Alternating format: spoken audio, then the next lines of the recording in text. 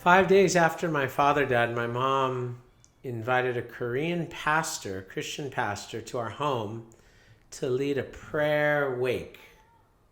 It was really unexpected. We'd never been to church before. And my mom told me about how my halmoni, my grandma in Korea, was a moon worshiper. And they would take stones and kind of astrology, and it was a folk religion.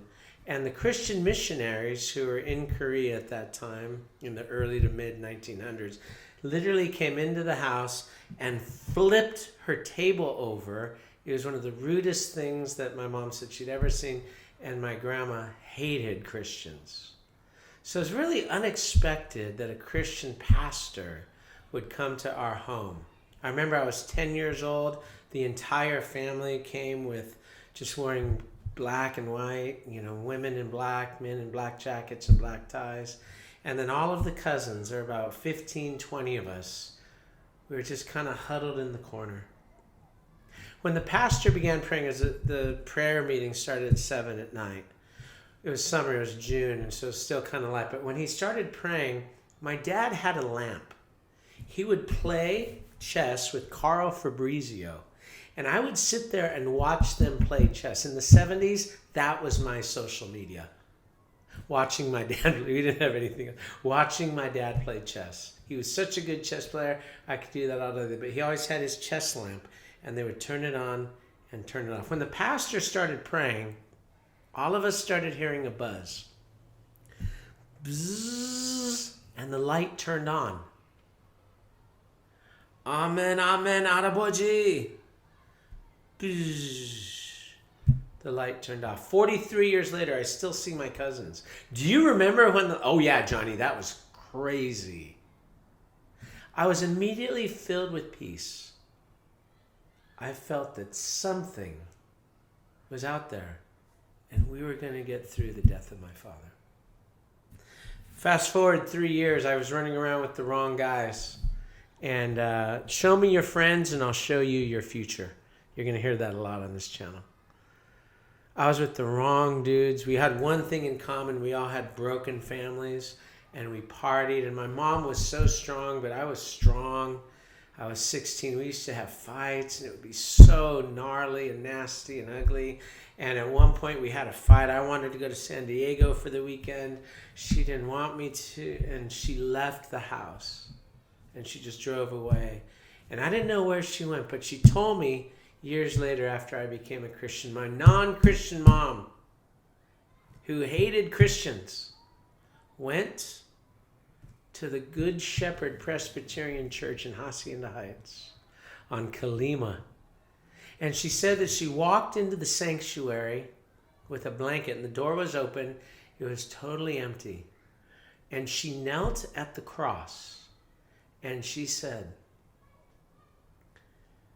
Jesus, I don't know if you're real, but if you are real, please take care of John. And she symbolically wrapped the blanket and put the blanket at the foot of the cross.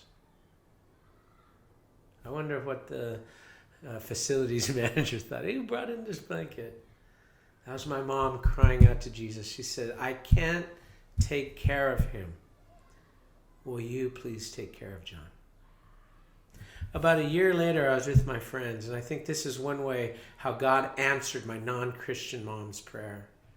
I was with my friends. It was about 1 a.m. We were partying hard, and my buddy was driving. There were 4 of us. Bruce in the driver's seat, Dawn in the front seat, Kenny in the first passenger, and I was behind the driver. We were partying all night. It was 1 a.m. and I heard a voice say to me, go home. Go home. I tapped Bruce on the shoulder. I said, hey, Bruce, take me home. They all fought back. Come on, man. We're just getting started. It's only 1. Come on. Take me home. I knew I had to go home. They pulled me up. They dropped me off. I got out. I stumbled in. I went to bed. 2 days later, we had no Facebook, we had no social media, no Insta, no texting. 2 days later, someone called and said, did you hear what happened to Bruce, Kenny, and Dawn? I said, no. It turns out they were going to buy drugs at 1 a.m. They're on the freeway, Azusa on the 60, and they got into it with a car, began jostling. And Bruce's solution, I didn't know there was a gun in the car, was to pull out the weapon. Pop, pop, pop, pop, pop, pop, pop. 6 rounds into the truck. 3 hit the driver, and the driver was an off-duty police officer. Monday, 5 o'clock, CBS News, Channel 2, another freeway shooting in Hacienda Heights. The description was so on point, the artist was so good, it literally was my friend. And my mom knew him, and she just looked. Freeway shooter.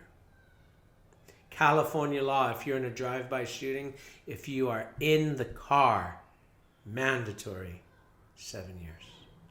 Bruce was sentenced to 9 years, Chino Youth Authority, and then adult prison. Dawn, 7 years. Kenny, 7 years. An empty seat. It was warm. I said I'm an unlikely Bible teacher. God has shown me so much grace. My name is what? My name is who? My name is John Teter. And I missed a 7-year prison sentence because God told me, go home by 30 minutes.